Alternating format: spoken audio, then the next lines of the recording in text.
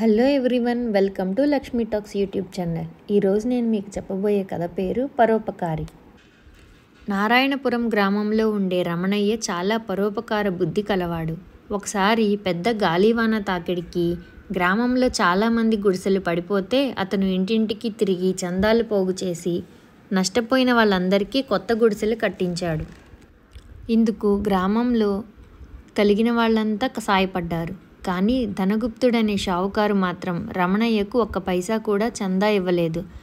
రమణయ్య తనకు ఘనంగా చందాలిచ్చిన వాళ్ల పేర్లు చెప్పబోతే ధనగుప్తుడు అడ్డు తగిలి, అనవసరంగా కంఠశోషపడకు, గుడిసెలు పోయిన వాళ్ళెవరూ వచ్చి డబ్బు కోసం దేవరించలేదు.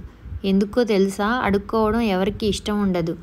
అడుక్కునే బుద్ధి ఉన్నవాళ్లే నీలాగా చందాలంటూ ఎగబడతారు.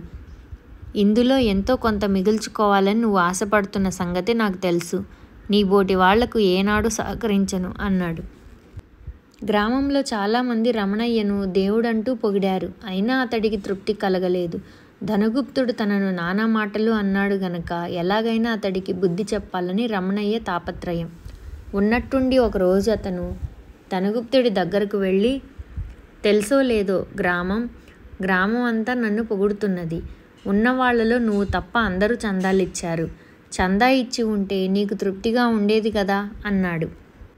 ధనగుప్తుడు కోపంగా, నా దగ్గర ఎందరో అప్పులు తీసుకొని రోజు నన్ను పొగిడి వెళ్తూ ఉంటారు. డబ్బున్నంతకాలం నేను ఇతరుల మెప్పు కోసం ఏమేమో చేయనవసరం లేదు. ఊరు పేరు లేని నీ వంటి చవటలే పరోపకారం అంటూ బయలుదేరతారు. ఇతరులిచ్చిన డబ్బుతో పరోపకారం చేసి పొగడ్తలందుకుంటారు అని అవమానించి పంపేశాడు.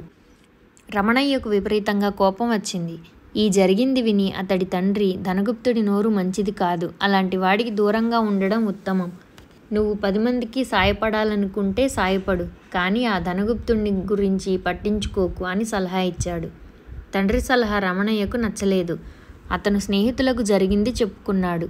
వాళ్ళు రమణయ్యను ఓదార్చుతూ, ఆ ధనగుప్తుడు అన్నంత మాత్రాన నువ్వు చవటవైపోతావా, అలాంటివి పట్టించుకోకు అన్నారు.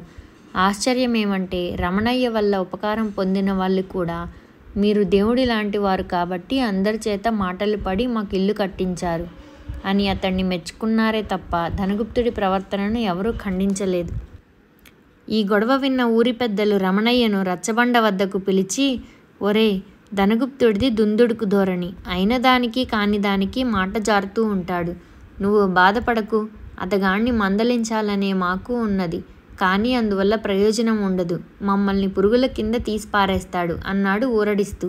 ఇంత జరిగాక రమణయ్య ధనగుప్తుడిని గురించి కొంత లోతుగా ఆలోచించాడు. ధనగుప్తుడికి బాగా డబ్బున్నది. గ్రామంలో అందరికీ అతడితో అంతో ఇంతో అవసరం ఉన్నది. అందువల్లనే ధనగుప్తుడిని తప్పు పట్టడానికి అందరూ భయపడుతున్నారు. తన కసి తీరేలాగా ధనగుప్తుడిని అవమానం పాలు చేద్దామని రమణయ్య పథకాలు వేస్తూ ఉండగా అతడికి ఒక మంచి అవకాశం చిక్కింది.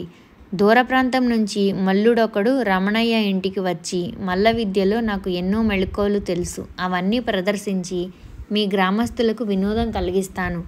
అందరూ కలిసి నాకు 100 వరహాలిస్తే తృప్తి పడతానన్నాడు.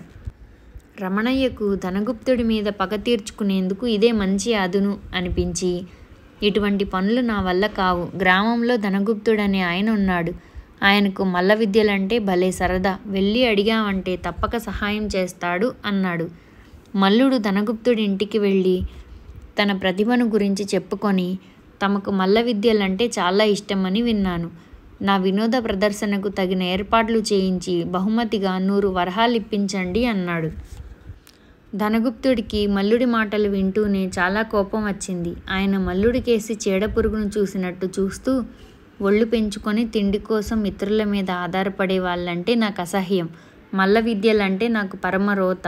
వచ్చిన దారినే వెళ్ళు అని మల్లుడిని అవమానించాడు. మల్లుడు పళ్ళు కొరుకుతూ రమణయ్య దగ్గరకు తిరిగి వచ్చి, నువ్వు నాకు అబద్ధం ఎందుకు చెప్పావు? ఆ ధనగుప్తుడికి మల్ల విద్యలంటే రోతట. నన్ను నానా మాటలు అన్నాడు. నీ వల్ల బతుకులో మొదటిసారిగా మాట పడవలసి వచ్చింది అన్నాడు. అలాగా, ఆ ధనగుప్తుడు కూడని మాటలంటూ ఉంటే పడి ఊరుకున్నావా? నీవు మల్లుడివి కాదా?